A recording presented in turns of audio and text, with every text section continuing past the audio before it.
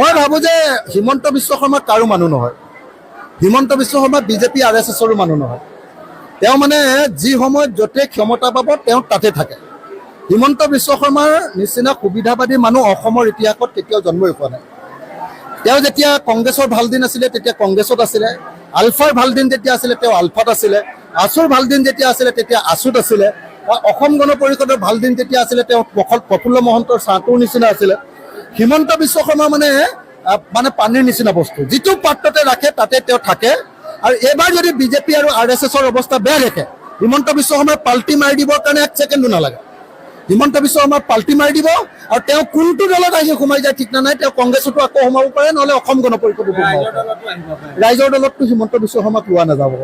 মই ভাবো যে হিমন্ত বিশ্ব শৰ্মা কাৰো মানুহ নহয়। হিমন্ত বিশ্ব শৰ্মা বিজেপি RSSৰো মানুহ নহয়। তেওঁ মানে যি সময়ত য'তে ক্ষমতা পাব তেওঁ তাতে থাকে। হিমন্ত বিশ্ব শৰ্মাৰ নিচিনা সুবিধাবাদী মানুহ অসমৰ ইতিহাসত কেতিয়াও জন্মই হোৱা নাই। তেওঁ যেতিয়া কংগ্ৰেছৰ ভাল দিন আছিলে তেতিয়া কংগ্ৰেছত আছিলে, আলফাৰ ভাল দিন যেতিয়া আছিলে তেওঁ আলফাত আছিলে, আছুৰ ভাল দিন যেতিয়া আছিলে তেতিয়া আছুত আছিলে, অসম গণ পৰিষদৰ ভাল দিন যেতিয়া আছিলে তেওঁ প্ৰফুল্ল মহন্তৰ ছাঁটোৰ নিচিনা আছিলে। হিমন্ত বিশ্ব শৰ্মা মানে পানীৰ নিচিনা বস্তু, যিটো পাত্ৰতে ৰাখে তাতে তেওঁ থাকে। আৰু এইবাৰ যদি বিজেপি আৰু RSSৰ অৱস্থা বেয়া দেখে, হিমন্ত বিশ্ব শৰ্মাই পাল্টি মাৰি দিবৰ কাৰণে 1 ছেকেণ্ডো নালাগে। হিমন্ত বিশ্ব শৰ্মাই পাল্টি মাৰি দিব আৰু তেওঁ কোনটো দলত আহি সোমাই যায় ঠিক নাই। তেওঁ কংগ্ৰেছতো আকৌ সোমাব পাৰে, নহ'লে অসম গণ পৰিষদতো সোমাব পাৰে। ৰাইজৰ দলততো হিমন্ত বিশ্ব শৰ্মাক লোৱা নাযাব। মই ভাবো যে হিমন্ত বিশ্ব শৰ্মা কাৰো মানুহ নহয়। হিমন্ত বিশ্ব শৰ্মা বিজেপি RSSৰো মানুহ নহয়। তেওঁ মানে যি সময়ত য'তে ক্ষমতা পাব তেওঁ তাতে থাকে। হিমন্ত বিশ্ব শৰ্মাৰ নিচিনা সুবিধাবাদী মানুহ অসমৰ ইতিহাসত কেতিয়াও জন্মই হোৱা নাই।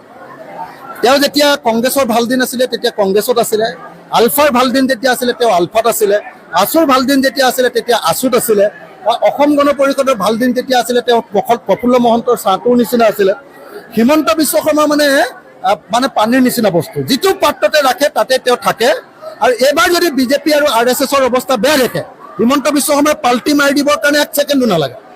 হিমন্ত বিশ্ব শৰ্মাই পাল্টি মাৰি দিব আৰু তেওঁ কোনটো দলত আহি সোমাই যায় ঠিক নাই। তেওঁ কংগ্ৰেছতো আকৌ সোমাব পাৰে, নহ'লে অসম গণ পৰিষদতো সোমাব পাৰে। ৰাইজৰ দলততো হিমন্ত বিশ্ব শৰ্মাক লোৱা নাযাব। মই ভাবো যে হিমন্ত বিশ্ব শৰ্মা কাৰো মানুহ নহয়। হিমন্ত বিশ্ব শৰ্মা বিজেপি RSSৰো মানুহ নহয়। তেওঁ মানে যি সময়ত য'তে ক্ষমতা পাব তেওঁ তাতে থাকে। হিমন্ত বিশ্ব শৰ্মাৰ নিচিনা সুবিধাবাদী মানুহ অসমৰ ইতিহাসত কেতিয়াও জন্মই হোৱা নাই। তেওঁ যেতিয়া কংগ্ৰেছৰ ভাল দিন আছিলে তেতিয়া কংগ্ৰেছত আছিলে, আলফাৰ ভাল দিন যেতিয়া আছিলে তেওঁ আলফাত আছিলে, আছুৰ ভাল দিন যেতিয়া আছিলে তেতিয়া আছুত আছিলে, অসম গণ পৰিষদৰ ভাল দিন যেতিয়া আছিলে তেওঁ প্ৰফুল্ল মহন্তৰ ছাঁটোৰ নিচিনা আছিলে।